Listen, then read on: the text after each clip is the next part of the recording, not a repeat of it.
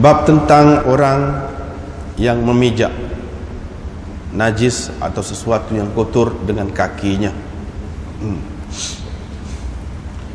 Dengan sanadnya Imam Abu Daud meriwayatkan dari Syaqiq, katanya Abdullah yakni Ibnu Mas'ud berkata, kami tidak mengambil wudu min mawti'in kerana memijak sesuatu yakni yang kotor, wala nakufu sya'ran, kami juga tidak memegang rambut, wala thawban, dan kain. Ibrahim bin Abi Muawiyah berkata, berhubung dengan perkara ini ada riwayat dari A'mash, dari Syaqiq, dari Masruq, atau diceritakan kepadanya darinya.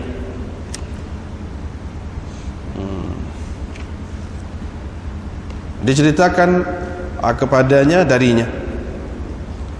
Qala Abdullah berkata, qala kata dia, qala Abdullah berkata, wa qala Hannad berkata, diambilnya dari Syaqiq, au huddithahu anhu, atau diceritakan kepadanya darinya, yang diceritakan kepada Syaqiq darinya dari Masruq. Qala, kata Masruq, qala Abdullah berkata, babun fi man yuhdithu fi shalah, bab orang yang berhadath ketika sedang bersembahyang.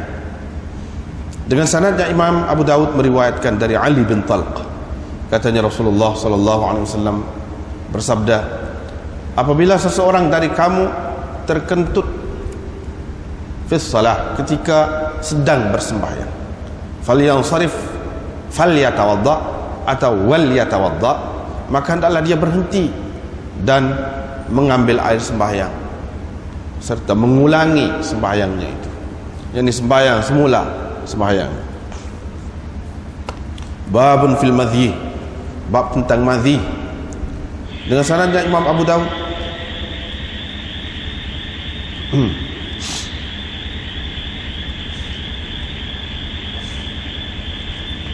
dengan sanadnya Imam Abu Daud meriwayatkan dari Ali, katanya,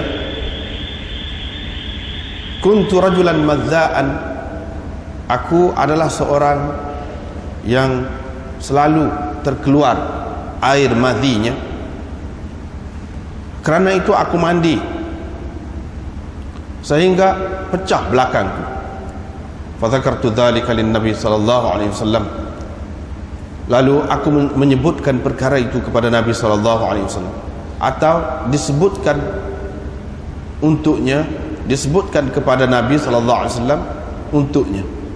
Maka Rasulullah sallallahu alaihi wasallam bersabda, jangan engkau lakukan begitu.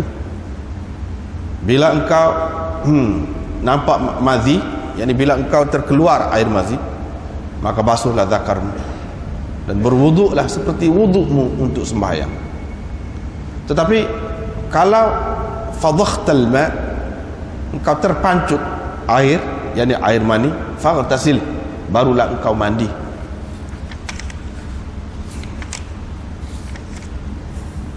Dengan sanadnya lagi Imam Abu Daud meriwayatkan dari Miqdad bin Al-Aswad, katanya, sesungguhnya Ali bin Abi Thalib menyuruhnya bertanya untuknya Rasulullah sallallahu alaihi wasallam tentang seseorang apabila dia menghampiri istrinya lalu terkeluar air mazi darinya, madza alaih, apakah yang harus dilakukannya?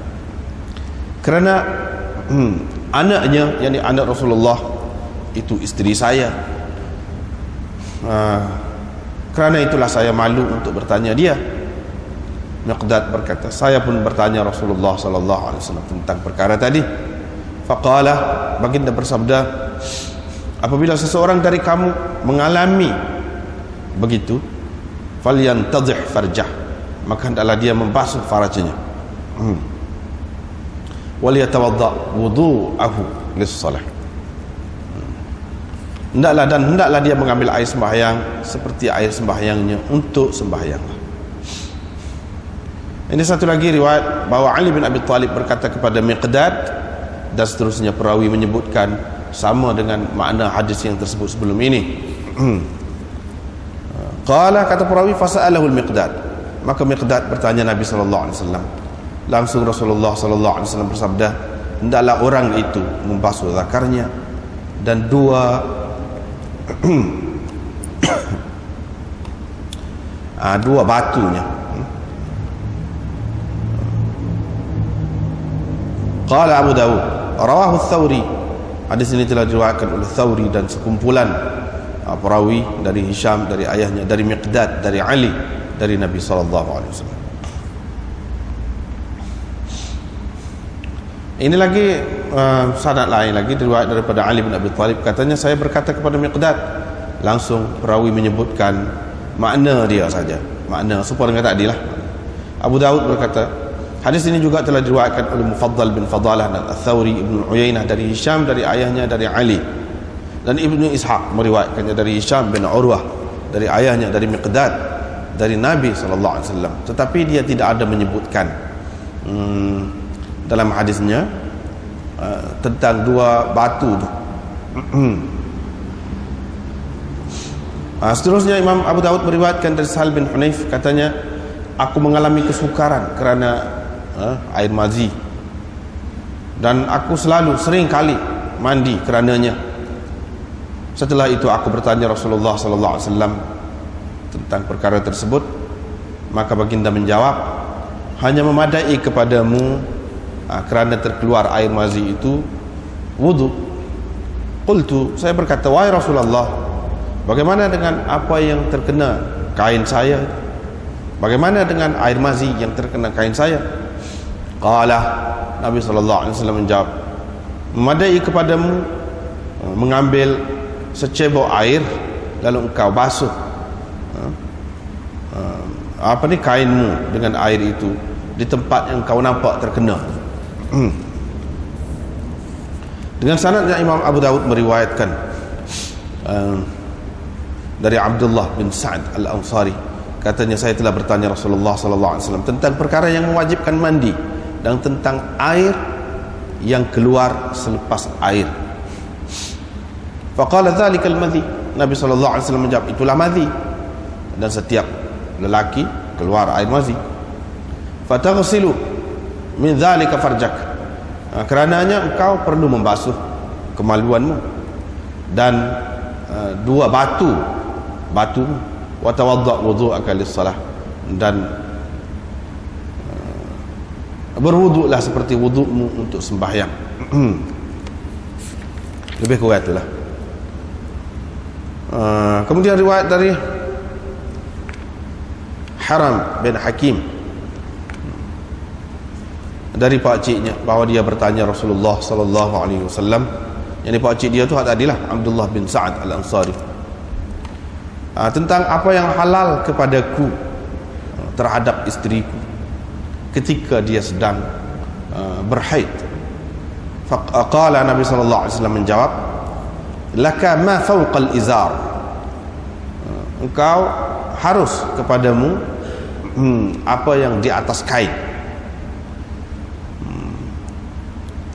Wa dzakara mu'akalat al-haid aidan, dan perawi yakni Abdullah bin Sa'ad al-Ansari ini menyebutkan juga tentang makan bersama dengan orang perempuan yang sedang berhaid. Wasaqal hadis, seterusnya perawi mengemukakan lagi hadis tadi.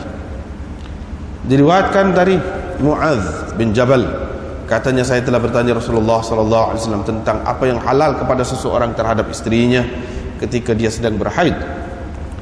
Nabi sallallahu alaihi wasallam bersabda, ma fawqal izar, yaitu sesuatu yang di atas dari kain.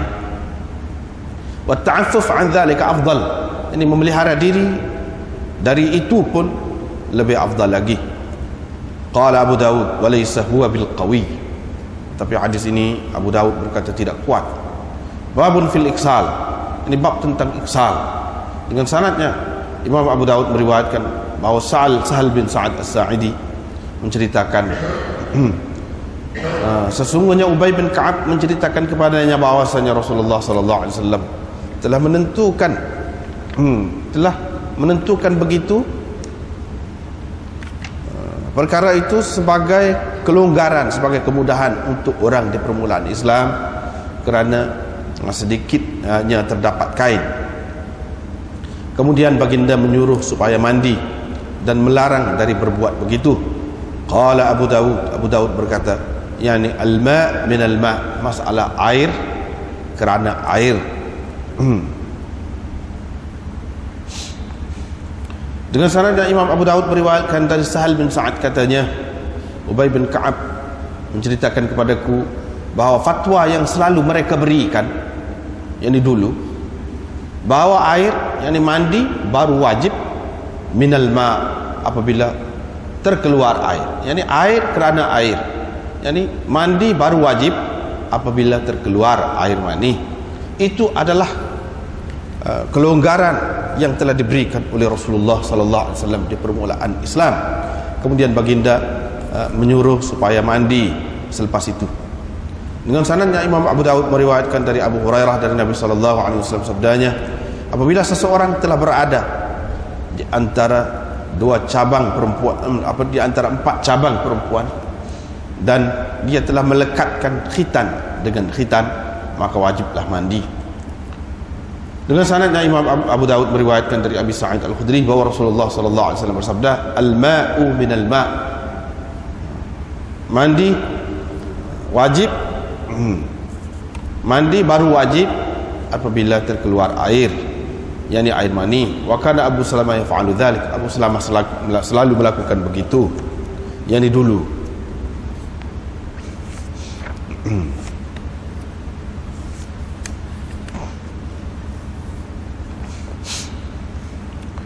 Kita tengok semula. Babun fir rajul yata'ul adha, bab berkenaan dengan atau tentang seseorang yang memijak, yang jirik al-adha, yakni an-najasah, najis, sesuatu yang najis, dengan kakinya. Jadi bagaimana? Apa hukumnya? Ini masih lagi dalam bab wudu. Yani, apakah perlu seseorang itu berwudu kerananya atau tidak? Ataupun jika seseorang ada air sembahyang, adakah wudu terbatal kerana memijak sesuatu yang najis itu atau tidak? Itu tajuknya. Itu maksudnya. Jawapannya dapat kita lihat dalam hadis inilah, yaitu Abdullah ibnu Mas'ud mengatakan, kami tak ambil air sembahyang kerana memijak sesuatu. Kalau hak tidak najis tu lebih-lebih lagi lah. Kalau hak najis pun tidak. Tapi ini bukan bermakna mereka tidak basuh kaki, mereka itu pengotor. Tidak. Mana kalau kena najis pakai pergi semaya gitu. Dia raya tidak ambil air semaya. Bukan tak basuh kaki. Air semaya tu tak ambilnya. Tak batalnya air semaya. Bukan tak basuh kaki. Basuh kaki boleh jadi basuh. Satu. Yang kedua, wuduk ini jika dipakai dengan makna wuduk lughawi. Wuduk lughawi, yakni basuh. Tak kira, terutama basuh kaki lah, dia pijak dengan kaki, kira-kiranya basuh kaki. Itu pun kami tidak lakukan. Jadi kami tak basuh kaki kerana memijak najis, tetapi maksud najis itu najis yang kering. Najis yang kering. Itu yang kedua. Yang ketiga, kami tak basuh kaki kerana memijak tanah. Pijak ni bukan maksud pijak najis dah. Pijak tanah, sesuatu yang kepada setengah-setengah orang dia berasa jijik lah. Dia tidak ambil air semaya, basuh kaki pun tidak. Sebab apa? Sebab tanah jalan itu dikira suci pada umumnya, selagi kita tidak nampak najis dengan terang. Dikira suci. Sebab itu tidak basuh kaki. Mana kami ni tidaklah sangat orang kata cerewet sangat, sikit-sikit basuh, sikit-sikit basuh. Tidak. Jalan raya, jalan itu dikira suci lah, selagi kita tidak nampak najis. Dan kalau kita andaikan najis tadi najis yang basah, maka tidak batal air sembahyang. Bukan bermakna mereka tidak basuh kaki di situ. Takkanlah tak basuh kaki dah kena najis naik dalam masjid apa. Di sini maksudnya tidak ambil air sembahyang, artinya tidak batal air sembahyang dengan memijak najis, dengan terkena najis, dengan memegang najis. So, tidak batal air sembahyang. Dengan terkena air kencing anak kau, tidak batal air sembahyang. Tapi kalau terkena apa nama ni, burung anak tu macam mana? Baru ni kita sudah jumpa dah, tidak sebut. Sebab Nabi SAW suruh ambil air sembahyang kalau sentuh zakarnya. Mamassa zakarahu, siapa yang sentuh zakar dia di. Pak kalau zakar orang lain, pak kita kata sentuh hak kau dia, tidak soal itu. Ini dari segi hukum. Kalau hak sendiri pun sentuh, hak orang lain lebih-lebih lagi. Jadi ulama kata lagu tu lah, orang hak kata batal air sembahyang dengan sebab sebuah zakar, sentuh zakar itu. Itu kalau hak besar. Pak kalau budak kecil, dia ada khilaf. Ada yang mengatakan kalau budak tak batal. Orang hak kata batal tu pun, kalau budak tidak batal. Tetapi ada juga yang mengatakan tak kira asal zakar. Jadi batal air sembahyang dia kerana menyentuh zakar, bukan kerana terkena air kencing tu. Terkena air kencing itu tak batal air sembahyang. Orang yang mengatakan batal kerana sentuh zakar pun, kerana sentuh air kencing itu tak batal.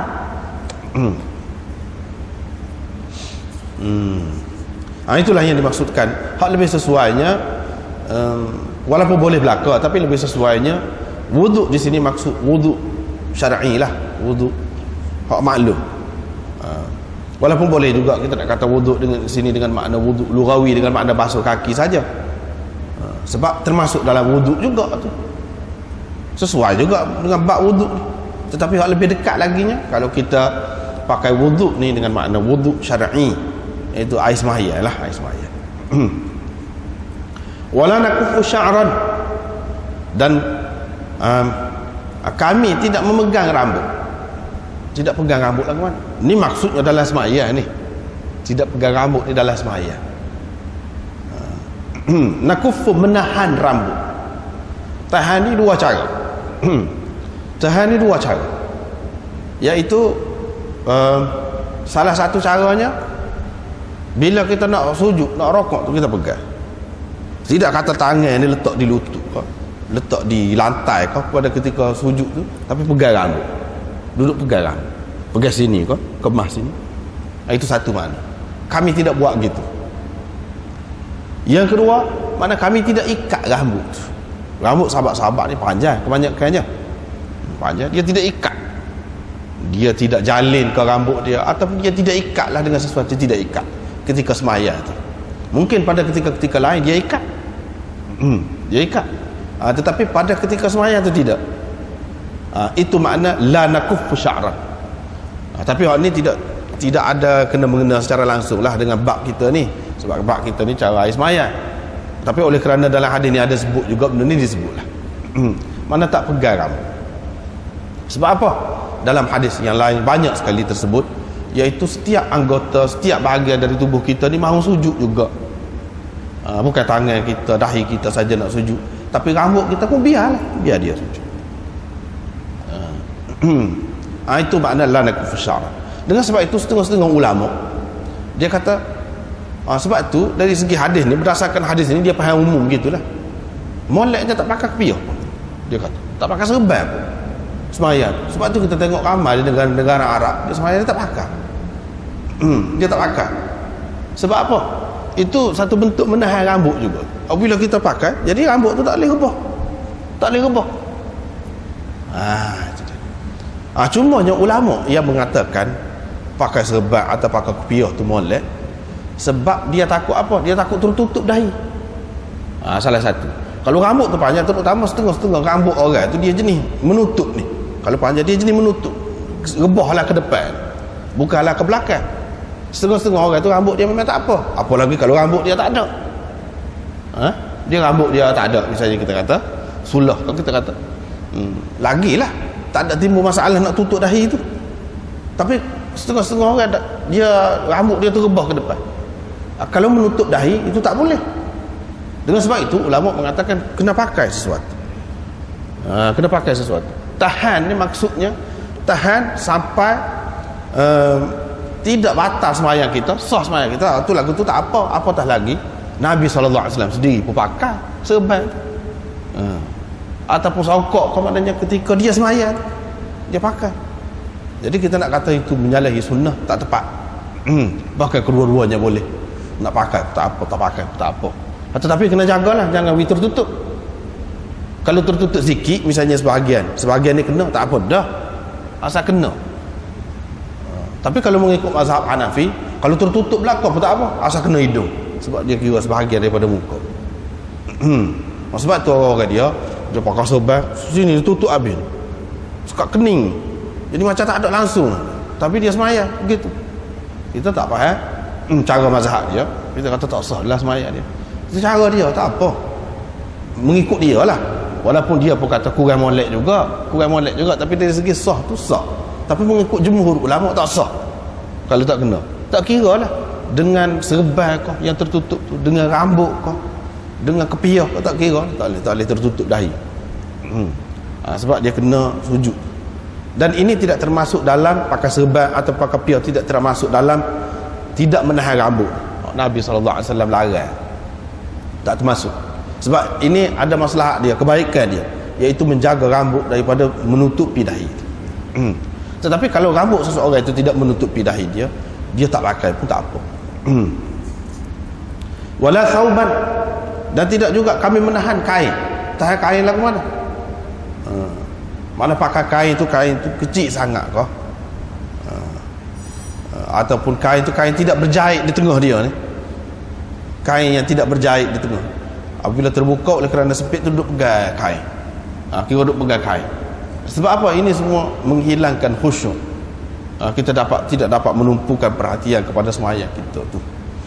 Selain daripada itu, tanda pegang tu, tanda kain tu tidak berapa sempurna lah. Kalau sempurna pegang awak apa dia? Pegang awak apa? Tentulah tak berapa sempurna. Ini secara tidak langsung mendorong kita supaya berpakaian dengan sempurna, supaya kita ketika sembahyang tu tidak sibuk pegang sana sini nak tutup.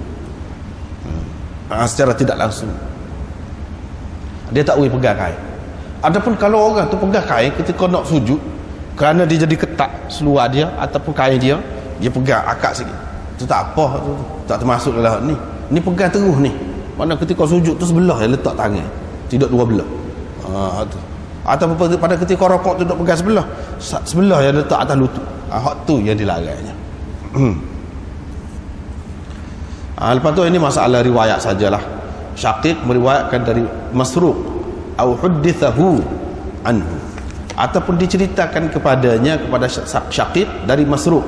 Mana ada orang lain di tengah di antara Syaqiq dengan Masruq itu, bukan secara langsung diambilnya dari Masruq. Waktu Masruq berkata, Abdullah berkata, begitu. Hak salah gini pun lagu tu juga.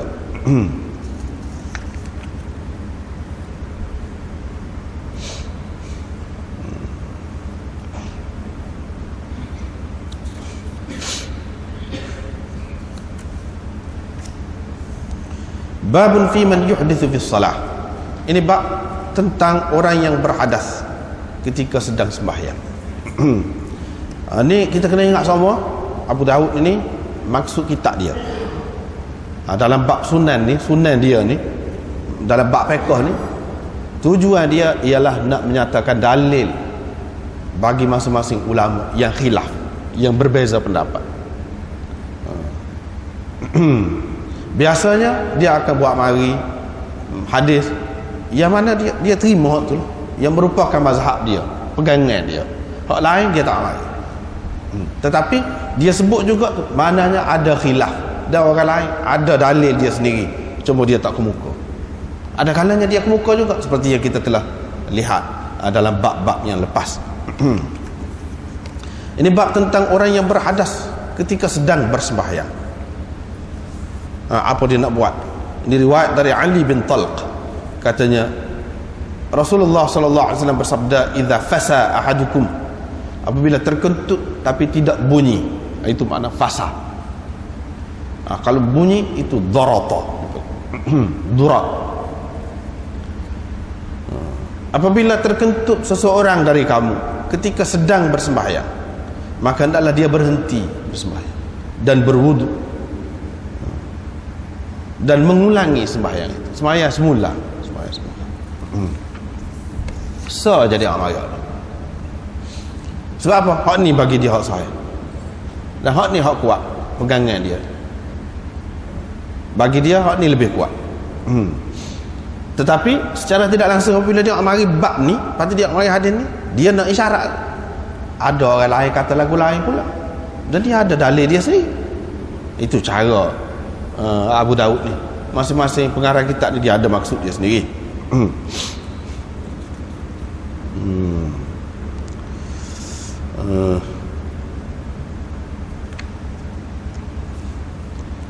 Maknanya kalau seseorang itu terkentut, yang keluar angin, ia tidak bunyi dari dubur seseorang, sama ada sengaja, dengan sengaja terkeluar itu ataupun tidak sengaja, supo je. Seperti inilah. Fal yansarif, berhenti, wal yatawadda atau fal yatawadda wal yu'id as-salah. Ulangi sembahyang yang disembahyang semula. Dalam masalah ni sebenarnya ada khilaf, banyak ni khilaf. Kalau sesiapa ada kitab Badrul Majhud ni, nak pegang ni, bawah dia tu ada sebut sikit. Nombor 1 bawah tu. Wa qad yustadallu bihi 'ala al-jadid min qawli Syafi'i wa bihi qala Malik annahu batala salatuhu wa fil qadim lahu wa bihi qalat al-Hanafiyyah annahu yatawadda wa yabni 'ala salatihi qalahu Ibn Ruslan. قلت ولمالك فيه 3 روايات والمشهور أنه يبطل في سائر الأحداث إلا الرعاة فيبني بشرط إن ركع ركعة ولأحمد 3 روايات والثالث إن كان الحدث من السبيلين لا يبني كذا في الأوجز وقريب منهم ما قاله ابن رسلان. Ini lebih kurang rekah benar dia sebut, dia tidak mari dalil dah orang lain. Sedangkan dalam Muwatta dan dalam banyak lagi kitab-kitab lain sebut dalil-dalil, dalil-dalil pegangan orang lain. Yang ni dia ada masalah apa dia ni? Masalah berhadas dalam sembahyang dan mas'alatul bina ala salah. Masalah menyambung semula sembahyang, menyambung sembahyang yang telah seseorang kerjakan. Sambung sembahyang. Boleh ke tidak? Boleh ke tidak? Jadi dari segi batal air sembahyang, batal. Semua kata batal. Tapi dia boleh pergi ambil air sembahyang. Ni pendapat ni. Mengikut mazhab Hanafi, di sinilah dia kata wabihi qalatil Hanafiyyah, dia boleh ambil air sembahyang dan bina sembahyang dia, atas sembahyang dia. Bina tu maksudnya sambung. Maknanya kalau dia sembahyang serakaat dah maghrib, serakaat dah maghrib, lepas tu dia terkentut, sengaja ke atau tidak sengaja? Kalau terkentut tu tak sengaja lah, dia berkentut. Sengaja, memang dia sedar, dia boleh pergi berhenti sembahyang, pergi ambil air sembahyang. Jangan kecek malam dia takallam. Ada dalam hadis yang lain disebutkan, selagi dia tak kecek, dia pergi ambil air sembahyang walaupun tidak menghadap kiblat. Paling pergi ambil air sembahyang tu, ambil air sembahyang di sana, kita kata. Pergi ambil air sembahyang, mari balik. Sambung tempat mana dia berhenti tadi. Sambung. Bukan sembahyang semula, tidak. Abu Daud riwayat saat ni dia sembahyang semula, ambil air sembahyang semula. Ni tak ni. Sambung setakat mana hak dia berhenti tadi. Kalau dia berhenti lepas pada rokok, sambung. Ambil di rokok tu kau. Dia berhenti selepas rokok. Tak ada i'tidal. Sambung pergi sambung i'tidal. Sah sembahyang dia mengikut Imam Abu Hanifah. Ni dalam mazhab dia paling luas dalam masalah bina ala salah ni, paling luas. Tak kira sengaja ke tidak sengaja ke. Batal sembahyang tu dengan sebab apa kau tak kira. Boleh. Boleh dalam mazhab dia. Sebab tu kalau kita pergi ke negeri-negeri yang pakai mazhab Hanafi tu, orang tubik tu, jangan kita nak senyum, nak kecek, nak salah dengan dia. Boleh jadi dia batal sembahyang tu. Dia pergi senyap, tak kecek, tak senyum betul gitu. Kita tidak erti kadang-kadang nak jaga ni, nak jaga hati, nak melera dia, muka kita kenal, nak salah lah, nak gapo dengan dia, baik tak sah. masing-masing hal. Kalau tengok dia nampak begitu tu kepah-pah lah. Ini masalah ilmu lah. Kalau kita tahu, kita melera dulu lah tu. Seperti cerita orang kata pergi Mekah tu lah. Budak lalu lintas depan orang semaya tu dia sekat dia kamak ke orang tu, Allah tangan nak salah dengan dia pun nak salah, orang sekat dia tak siwilitas, dia nak salah, kawan tu tarik dia nak salah macam wak kau dia tak erti. Lagu tu hak ni pun lagu tu juga. Kalau kita tak erti mazhab orang lain, faedahnya ngaji hadis khilaf ni kita boleh tahu hak saat ni. Bila orang tu keluar dengan senyap pergi betul gitu tu, tak selalu tegur lah. Boleh jadi dia terbatas semaya ni. Kalau mengikut mazhab Hanafi ialah seperti ketuk gapo ni, tentu semua kata batal. Kalau suka derah dalam semaya, batal semaya, bukan setakat batal semaya, batal pakai semaya. Kalau suka derah bunyi, tu tak serupa dengan orang lain dalam mazhab dia. Begitu juga kalau keluar darah dari hidung, batal semaya. Keluar darah dari hidung, batal semaya. Mutah, banyak mutah, batal semaya.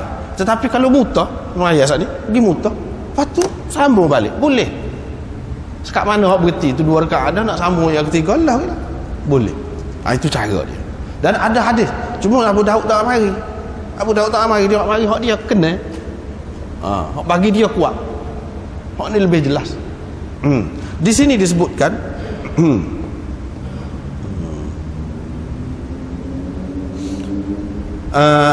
dalam qaul qadim mazhab Syafi'i, lagu tu juga boleh bina masalatul bina ala salah ni.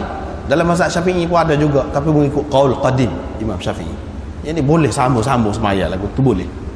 Bukan mazhab Hanafi saja. Tapi kalau mazhab Malik, sambung-sambung semaya ni boleh sekiranya seseorang itu dalam semaya dia keluar darah kok hidung saja. Kalau kilai ke ketuk kaki mutah kaki gapo kau batal semaya lah, tak boleh. Kalau ke darah hidung saja, sebab hadisnya banyak sangat bagi dia. Banyak sangat. Siapa-siapa darah hidung tengah semaya, dia kena berhenti, dia ambil air semaya, lepas tu sambung balik. Dalam Muwatta banyak ada sebut waktu tu. Dia pakai waktu. Kalau darah hidung boleh. Di sini dia sebut kalau seseorang tu sudah semaya 1 rakaat dah rokok dah. Kalau sebelum tu tak boleh, dia kena ulas semula. Tapi kalau dah 1 rokok dah, tak apa, dia boleh bina lagi. Tetapi dalam mazhab Malik pun banyak pula pendapat pula. Ada pula pendapat yang mengatakan tidak, asalkan dalam semaya tak kira. Dah 1 rakaat kau, 1 rokok kau tak kira, ataupun tak ada boleh belaka, asalkan darah hidung saja. Kalau hal lain tak boleh, ketuk tak boleh, kena semaya semula, ambil semaya mula. Nak sambung tak boleh. Hak boleh sambung ni kalau ru'af, yang darah hidung sahaja. Itu kalau dalam mazhab Malik. Kalau dalam mazhab Ahmad pula, hak bolehnya yang membatalkan air semaya hak lain, semua hak lain. Tapi kalau keluar daripada sabilain, qubul dan dubur, hak tu tak boleh, tak kira dalam bentuk apa. Tapi kalau keluar akut lain, mutah akut mulut, darah hidung akut hidung, luka akut mana-mana, bagi dia najis darah tu, boleh pergi basuh. Pergi basuh, bila tak ada tu tak apa, mari semaya semula, sambung semula, boleh. Tetapi kalau kencing, terketuk, terberak, itu tak boleh. Tak boleh. Mengikut Imam Ahmad tak boleh, ke mana-mana pun tak boleh. Tapi kalau selain daripada 2 jalan tu boleh. Walaupun batal air semaya, pergi mari sambung balik, boleh. Dia ada banyak perincian pula tu di situ tu. Tetapi qaul jadid mazhab Syafi'i tak boleh. Qaul jadid semua tak boleh. Kalau yang batalkan air semaya ni semua tak boleh.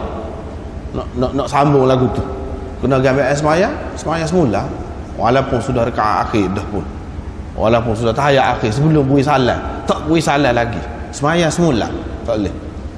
Itu qaul jadid.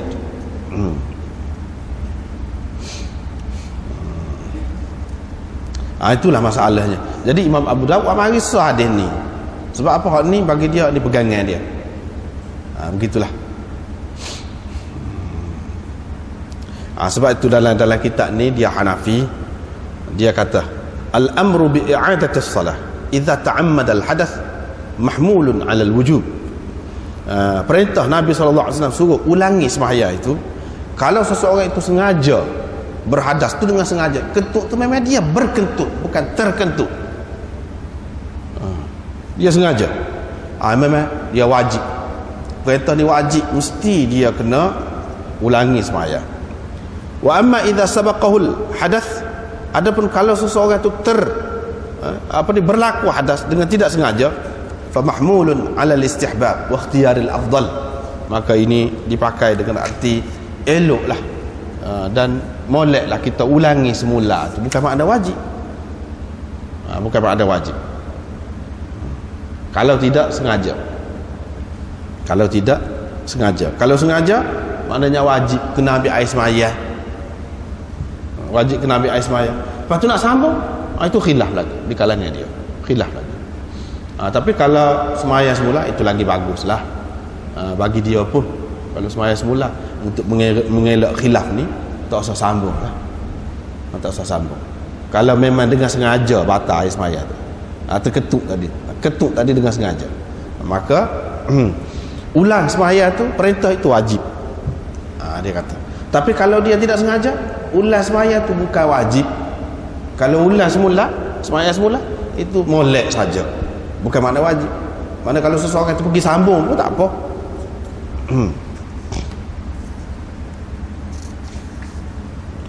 Begitulah. Dia mengikut hal kita tengok dalam kitab-kitab lah, khilaf dalam sembahyang ni saja lebih 200 khilaf daripada Allahu Akbar sampai Assalamualaikum. Lebih 200 khilaf di kalangan ulama. Di antaranya ni hak khilaf ni tentang dalam sembahyang. Di antara banyak khilaf. Jadi tak pelik lah kalau ni lagu ni lagu ni. Tapi keseluruhannya kalau kita tengok duduk daripada jauh serupa je. Kalau kita tengok kedudukan sembahyang, walaupun hak ni tangan betul, hak ni tangan letak sini, hak ni tangan letak sini, tu pun khilaf lah tu. Khilaf. Hak ni baca bismillah derah, hak ni tak baca bismillah derah, hak ni tak baca langsung. Tapi secara keseluruhan apa serupa. Kiblat sama. Cuma kecil-kecil tu memang khilaf tu sampai 200 lebih. Khilaf. Ini salah satunya yang termasuk khilaf dalam sembahyang. Babun fil madhi, ini bab tentang mazi. Mazi ni air mazi. Riwayat dari Ali bin Abi Talib, beliau berkata, aku rajulan madzaan, seorang yang selalu keluar air madhi. Sebab kita terjemah tadi lah. Jadi bila keluar air mazi ni, dia ingat air mazi ni serupa dengan air mani dan juga bila keluar kena mandi, jadi berhadas besar. Berdasarkan ijtihad dia ataupun dia berasa sukar untuk bertanya Nabi SAW kerana anak Nabi tu bini dia, jadi dia buat seorang lah dulu kira-kiranya berdasarkan ijtihad dia. Siapa pecah belakang ni? Apa yang pecah belakang ni? Dalam riwayat yang lain disebut musim sejuk. Dah sejuk mandi juga pecah kulit tu.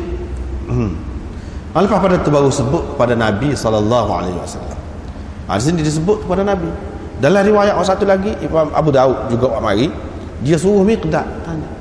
Dalam riwayat yang lain disebut dia suruh Ammar. Mana kesemuanya itu tidak bercanggah.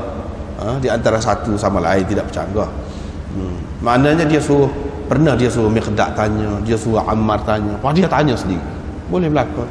Au dzukira lahu, atau disebutkan untuknya, yakni untuk Ali, yakni kepada Nabi SAW. Orang tolong tanya. Tu boleh jadi berlaku. Lepas tu Nabi SAW kata, jangan buat lagu tu.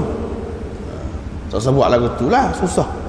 Dia kata kalau mazi, basuh zakar, ambil air sembahyang seperti air sembahyangmu untuk sembahyang. Hak mandi-mandi ni apabila terpancut air, yang ni air mani. Air mazi ni bukan pasal jenis terpancut lagu tu. Hak ni air mazi. Kalau air mani barulah kena mandi. Tu tidak. Gitulah jawapan Nabi SAW, ringkas jelas. Nampak saya? Banyak perkara dalam ni.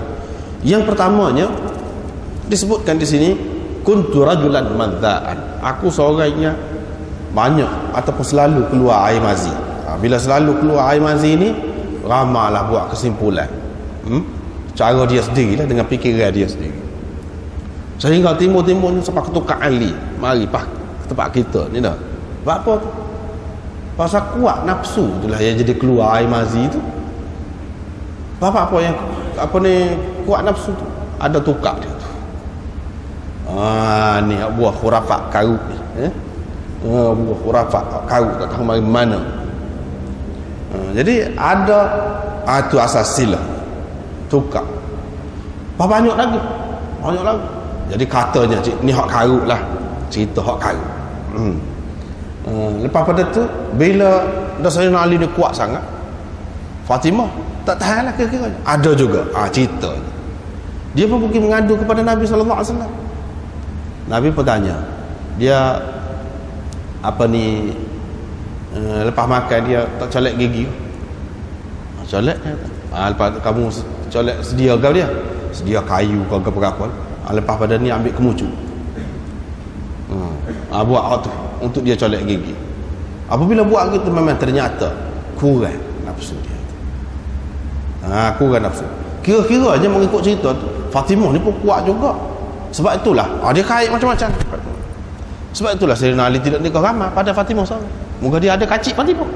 Pula. Tu cerita karut. Padahal tak ada. Ini sebenarnya mengaibkan Sayyidina Ali, memburuk-burukkan Sayyidina Ali. Memang ini cerita-cerita yang seumpama ini marinya daripada Syiah belaka. Dari satu segi, kalau sekali kita tengok nampak macam dia nak puji Sayyidina Ali. Dia makan dalam puji, dia pukul dalam puji. Sekali kita tengok macam dia nak puji, mana Sayyidina Ali lebih lah, Fatimah lebih. Tapi bila kita perhati banyak kali, kita tidak nampak lebih, nampak kurang. Dia nampak kurang. Hak tu hak dia nak, cara halus dia mah. Jadi hak semoleknya dalam masyarakat kita ni bolah bubuk tukar-tukar Ali tu. Kacik Fatimah tukarlah nama.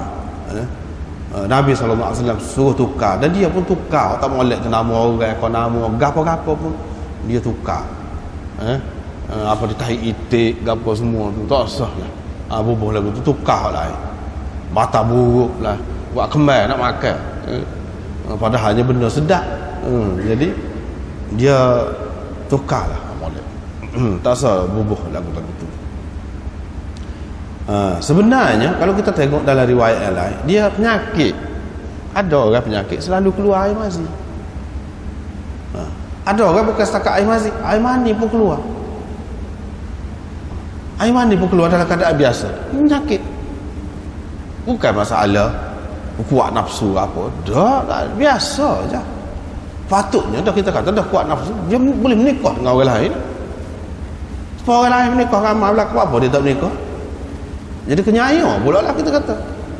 Bila dia nak menikah dengan anak Abu Jahal, Nabi SAW marah naik atas mimbar dia. Sesiapa yang menyakiti Fatimah macam dia menyakiti aku. Fatimah tu sebahagian daripada aku. Maka Sayyidina Ali jadi itu benarlah. Sedih benarlah.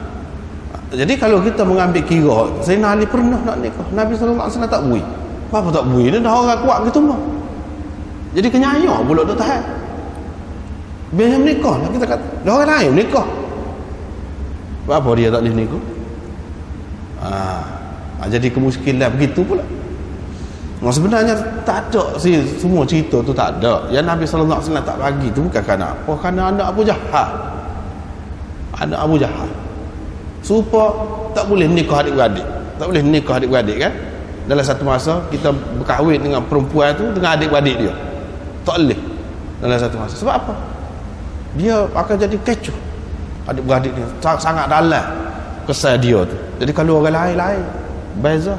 Madu ni dia cemuru dia macam-macam lah. Tak molek.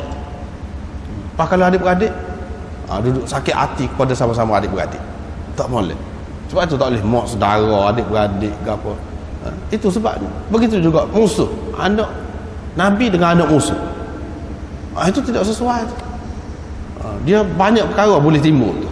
Sebab itu Nabi SAW tak bagi, bukan semata-mata kerana anak dia maka dia tak beri Sayyidina Ali menikah dengan orang lain je. Bukan kerana anak dia sendiri tu boleh nikah. Kalau kita nak kira takut menyakiti hati anak dia, apa hati anak orang lain tak sakit kalau kita nak kira? Dia sendiri menikah. Bukan sabit tu, sebab sabit tak adil lah kita kata. Dengan sebab itu Sayyidina Ali pun lepas pada tu tak sebut dah pasal menikah, walaupun dengan orang lain. Pasal apa? Dia takut Nabi SAW serah hati.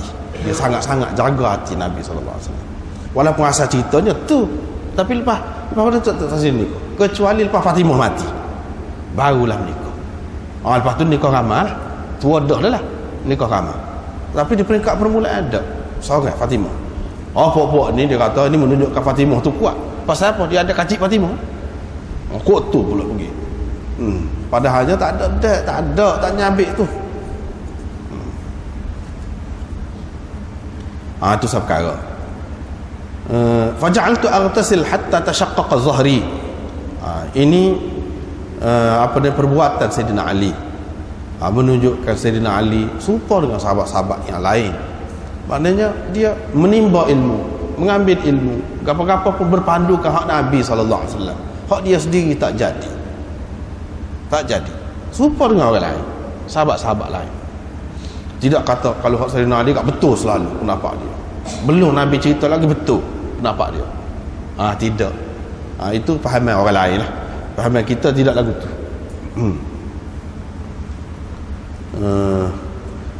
Apa Nabi SAW suruh basuh zakat apabila keluar mazi ni? Sebab dia najis. Semua terima najis. Cuma najis tu antara berat dengan ringan lah. Ada yang mengatakan supaya najis-najis lain kena basuh, sebab tu suruh basuh. Itu perkara yang pertama. Yang kedua, kalau seseorang kata ada air semaya, batal air semaya dia dengan sebab keluar air mazi. Supaya keluar air kecil lah cukup, batal air semaya. Dia suruh basuh. Sebab najis lah. Cumanya antara basuh tu basuh banyak dengan sedikit. Basuh tu basuh zakar saja ke ataupun sekali dengan buah zakar itu. Basuh sekali. Seperti dalam hadis Imam Abu Daud mari ni ada dia mari. Basuh sekali dengan batu dia tu. Beberapa hadis kisah ni kita jumpa tu. Bapa tu lagu. Hak tu banyak dia mari. Dia kemah tu. Sebab dia serupa dengan Imam Ahmad. Imam Ahmad kalau orang keluar air mazi tak padan, basuh batang zakar tu saja. Kena basuh sekali dengan buah zakar tu. Itu mengikut mazhab Ahmad. Abu Daud pun ke situ condongnya, ke situ. Orang lain kata dak, sekat mana hak kena, semua zakar tu pun tak perlu. Kalau bahagian hujung dia saja yang berkenaan, situ sajalah basuh. Tapi kalau kena lain, basuhlah cepat mana hak kena tu. Dalam hadis ni juga kita tengok tadi, kalau kena kain, kain cepat mana hak kena, bukan perlu basuh semua kain tu. Begitu. Walau bagaimanapun kena basuh. Jadi hak kena basuh, suruh basuh ni asalnya dia najis lah, baru suruh basuh, kotor. Tetapi najis dia ni najis yang tidak berat, dan pada masa dia tu maknanya dimaafkan. Pada masa berlaku persetubuhan ke apa sebelum pada tu dia kira dimaafkan. Tak apa mana kita terlibat dengan najis pun. Bahkan itu pun satu hubungan yang suci juga pada suami isteri. Serupa dengan doktor lah, berlumuran dengan darah tu najis, tapi kerja dia tu molek. Dia nak menyelamatkan nyawa orang tu. Berlumuran darah, main dengan darah semua. Itu suku tu. Darah tu najis, tu suku. Tetapi boleh dia buat lagu tu sampai orang luka berdarah, boleh. Maknanya terlibat kena najis tu tak apa, dimaafkan. Fa idza nadahta fadakhta, kalau terpancut air mani, air barulah engkau mandi.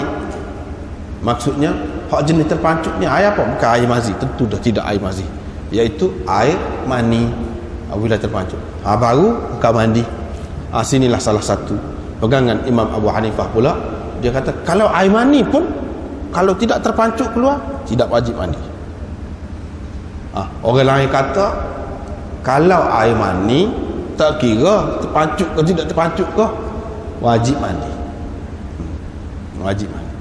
Imam Abu Hanifah kata tak, kalau tidak terpacut. Sini tengok dalam hadis, fadakhta. Apa makna fadakhta? Perkataan itu sendiri memberi makna memancut. Khuliqa min ma'in dafiq, dafaqa. Apa makna? Itu pun bermakna memancut. Manusia itu dijadikan dari air yang memancut. Maksudnya air mani. Sifat, kalau ada sifat tu baru. Kalau tidak wajib mandi.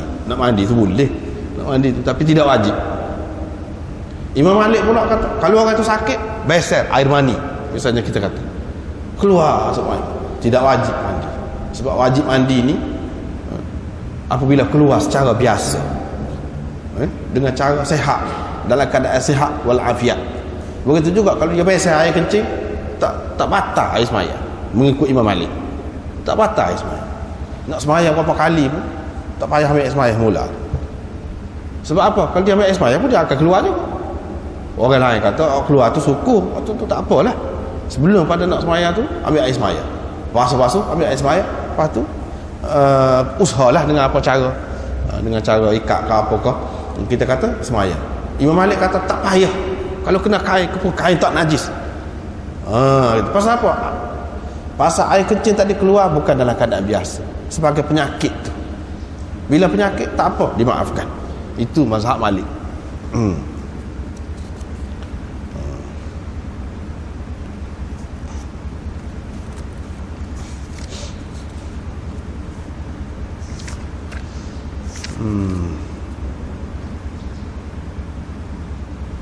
Kemudian air mani itu dia wajib mandi. Air mazi dia najis. Air mani khilaf ulama. Ada kata najis, ada kata tidak. Imam Malik, Imam Abu Hanifah kata najis. Air mani najis. Mana kalau kena kain, kalau kena apa tak boleh. Imam Syafi'i, Imam Ahmad dan ramai lagi jumhur ulama mengatakan tidak najis air mani. Air mazi najis, semua kata najis. Tapi air mani tu dia kata tidak najis. Ini masalah khilaf.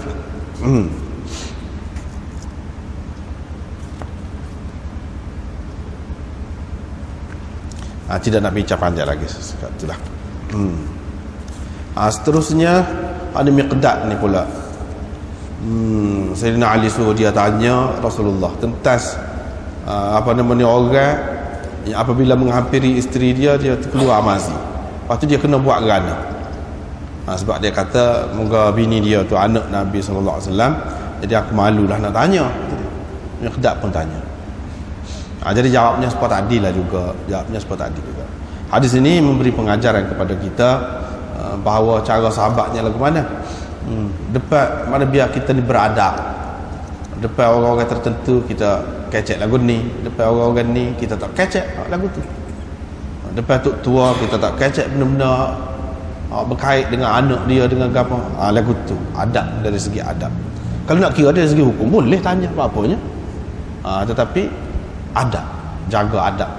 Seperti mana Sayyidina Ali tidak tanya secara langsung, yang ini di peringkat permulaan lah, lepas tu dia tanya juga, nak puas hati.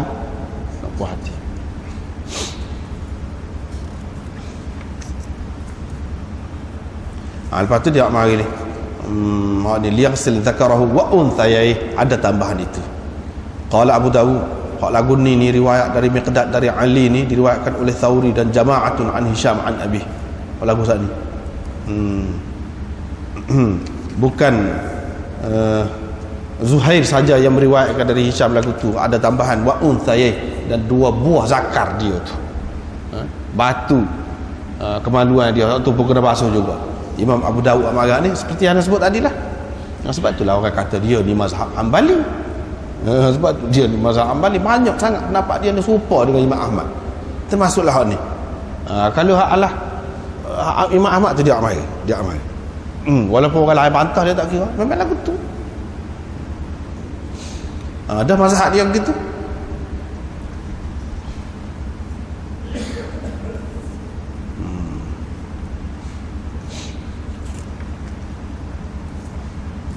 Tapi dia sebut juga ada tu. Ni Abdullah bin Maslamah, daripada Maslamah ayah pada Abdullah, dari Hisham bin Urwah. Dia sebut tu juga. Sebut tak ada juga, ada sebut juga. Cumanya dari riwayat kemudian ini ada Ibnu Ishaq ni, dia tak ada sebut lam yadhkur unthayaih, tak ada dua buah zakar itu kena basuh, tu tak ada sebut. Tapi ambil daripada Hisham juga, tapi hak tu tak ada sebut.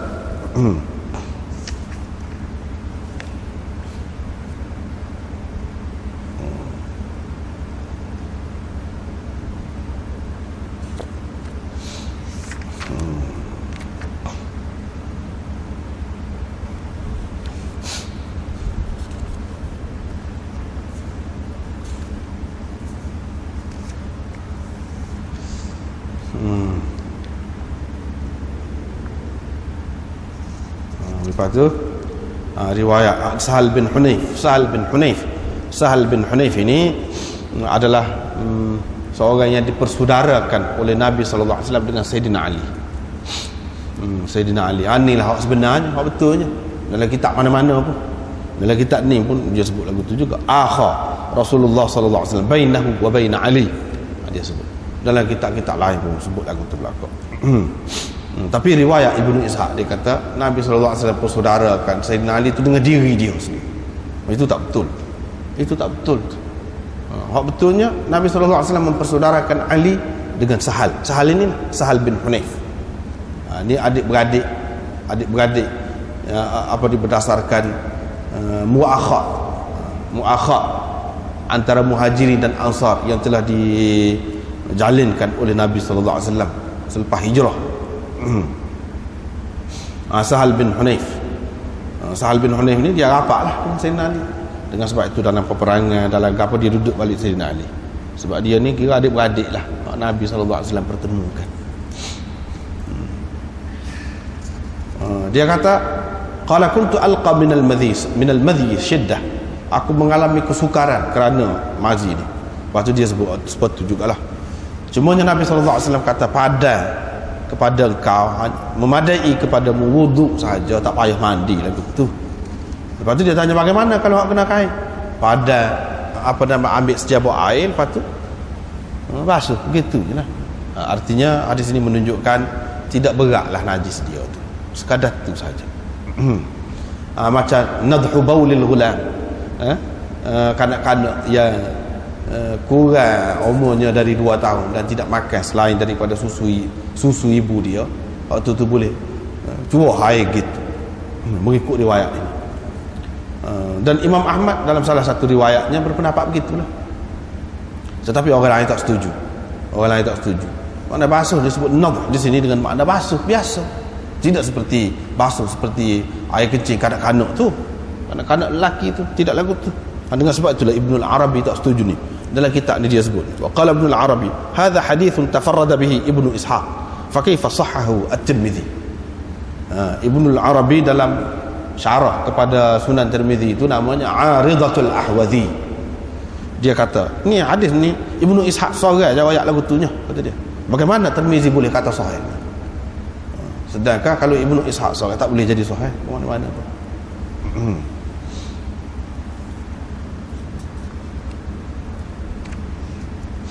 Tetapi berdasarkan dalil-dalil yang lain lah, maknanya keringanan itu ada. Ya Imam Ahmad pegang lagu tu mana pasal berdasarkan dalil-dalil yang lain, kenyataan yang berlaku apabila seseorang itu nak setubuh dengan sendirinya, dia kena air mazi ke apa tu, di situ dimaafkan.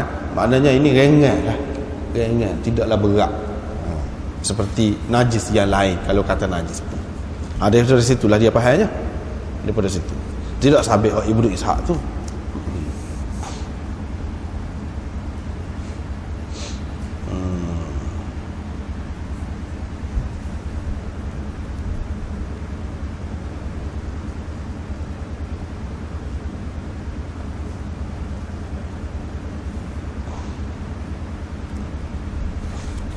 Seterusnya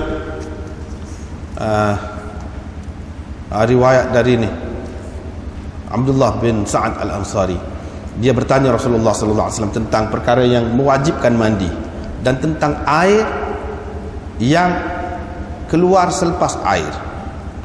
Air yang keluar selepas air. Apa makna air yang keluar selepas air ni? Itulah madhi. Nabi sallallahu alaihi wasallam kata madhi. Hak mana?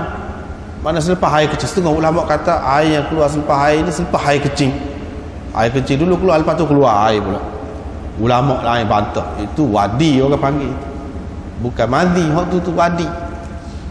Kerana seseorang tu ada penyakit ke ataupun penat bekerja ke, dia boleh keluar juga dan dia tidak jernih supaya air madhi tu dia keruh.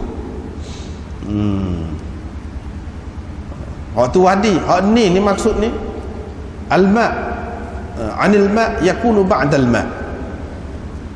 Mana selepas seseorang mandi. Hak ni hak lebih tepat, iaitu selepas seseorang tu mandi, katakanlah mandi, keluar lagi air madhi.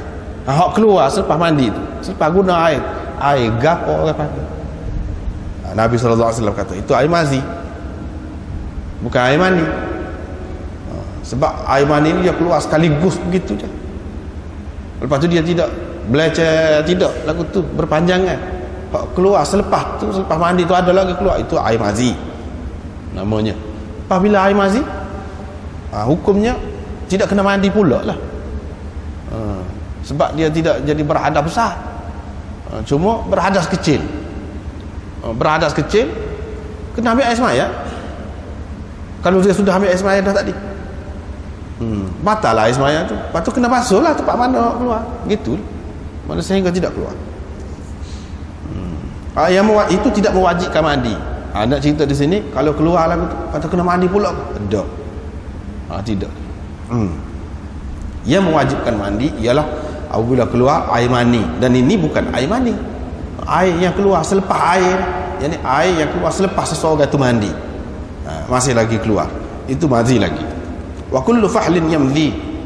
Jadi orang lelaki, maknanya orang dewasa ni, dia keluar madhi. Nabi sallallahu alaihi wasallam kata dia keluar madhi, biasalah lagu tu. Tapi bukan di sini khusus dengan orang lelaki saja. Oleh kerana orang yang bertanya tu orang lelaki, dia sebut biasalah, maknanya lagu tu orang perempuan keluar juga. Tidak kata air madhi ni khusus dengan lelaki, tidak. Jadi kamu nak kena buat lah ke mana? Kamu basuh kemaluan engkau, faraj engkau. Faraj di sini bukan makna untuk kemaluan perempuan saja, lelaki pun faraj juga dengan arti kemaluan. Kalau bahasa Melayu kita kemaluan. Jadi kemaluan ni boleh guna untuk lelaki pun boleh, untuk perempuan pun boleh. Basuh hak tu. Wa unthayaika, dan dua buah zakar.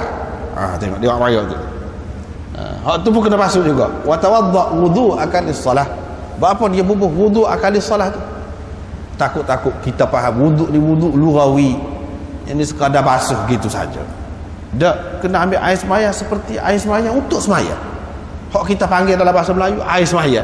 Ambil waktu wuduk tu, bukan wuduk dengan arti basuh gitu, basuh tangan kau, basuh kaki kau. Sebab sering kali juga dalam hadis ni wuduk tu dengan makna gitu, dengan makna basuh tangan, basuh mulut gitu je, bukan dengan makna ambil air semaya.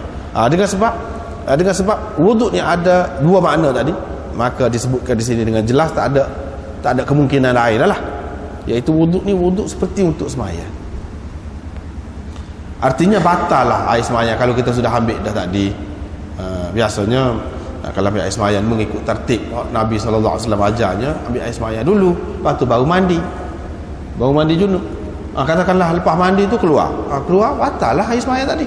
Kita ambil air semaya semula, sebab keluar ni air madhi, bukan air mandi, tak perlu mandi, maknanya gitu.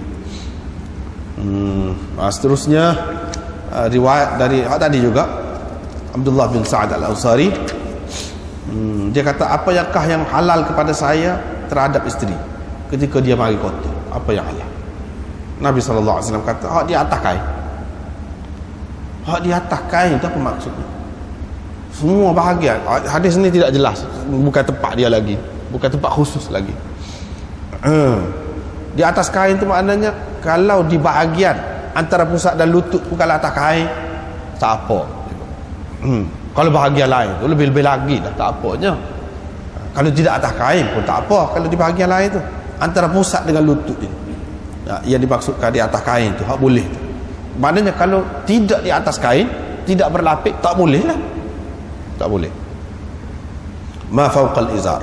Ataupun maksud ma fauqal izar, kain ni biasanya orang pakai setakat mana? Hak paling singkat, hak paling kurang kain, antara pusat dengan lutut. Yang ni hak tu. Itu makna laka ma fauqal izar, makna hak bahagian tu tapi dengan berlapik. Hak tu boleh. Dan dia sebutkan juga tentang makan sekali dengan perempuan haid ni lagu mana? Jawabnya boleh berlaku lah. Tidur sekali pun boleh. Seterusnya riwayat dari Mu'adz bin Jabal. Dia berkata, saya telah bertanya Rasulullah sallallahu alaihi wasallam tentang apa yang halal kepada seseorang lelaki terhadap isterinya pada ketika dia mari kotor. Pada ketika dia mari kotor. Nabi sallallahu alaihi wasallam kata, ma fauqal izar, di atas kain. Yani mana di atas pusat dan di bawah pada lutut, itu maknanya. Wa ta'affuf an dzalika, ataupun mana antara pusat dengan lutut juga tapi dengan berlapik. Kalau berlapik tak apalah, sentuh-sentuh. Wa ta'affuf an dzalika, tetapi mengelak diri, menjaga diri dari itu pun lebih baik. Walaupun berlapik, kata antara pusat dengan lutut ni, walaupun berlapik, semua leknya tak sah. Itu. Tapi Abu Daud kata, walaysa huwa bil qawi, tidak kuat hal ini. Tidak kuat. Memang sesuai dengan mazhab Ahmad ni. Sesuai dengan mazhab Ahmad. Sebab Imam Ahmad kata hak tak bolehnya bukan ma fauqal izar, bukan antara pusat dengan lutut, selain daripada apa nama ni, kemaluan dia. Selain daripada tak apa berlaku. Itu mengikut Imam Ahmad. Dia kata ni hadis atas kain ni tidak kuat. Imam Abu Daud kata gitu. Walaysa huwa bil qawi. Sebab perawi dia tu ada beberapa orang tu, Baqiyah dan beberapa orang lagi ada sebut di situ yang tidak kuat. Maka dia kata hadis ini tidak, laisa huwa bil qawi, tidak kuat. Jadi tak boleh nak buat hujah lah dengan hal ni. Orang lain hak kata gitu, dia pegang hak lain lah. Apa Abu Daud tak bagi hak tu. Nak tengok mazhab orang, tengok lain lah, dia kira gitu. Hak ni hak dia ni lagu ni, dia bagi hak ni.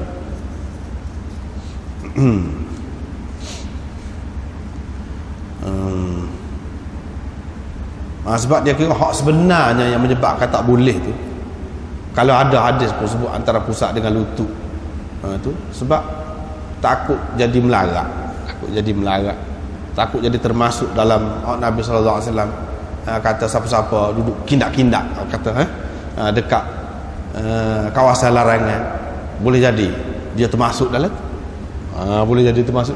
Ni pun takut gitu. Sebenarnya bersetubuh tu ya tak bolehnya. Jadi hak bersetubuh ni mana? Di bahagian tu lah kemaluan dia, hak tu ya tak bolehnya. Apa kena mengena dengan apa nama ni, antara pusat dengan lututnya. Dia buat gitu. Hak sebenarnya. Orang lain pun kata lagu tu juga, hak sebenarnya begitu juga, tapi dah Nabi sallallahu alaihi wasallam kata antara pusat dengan lutut tak boleh kecuali dengan pelapik. Tak boleh lah. Gitulah orang lain kata. Babun fil iksal, ini bab tentang iksal. Sekatulah. Allahu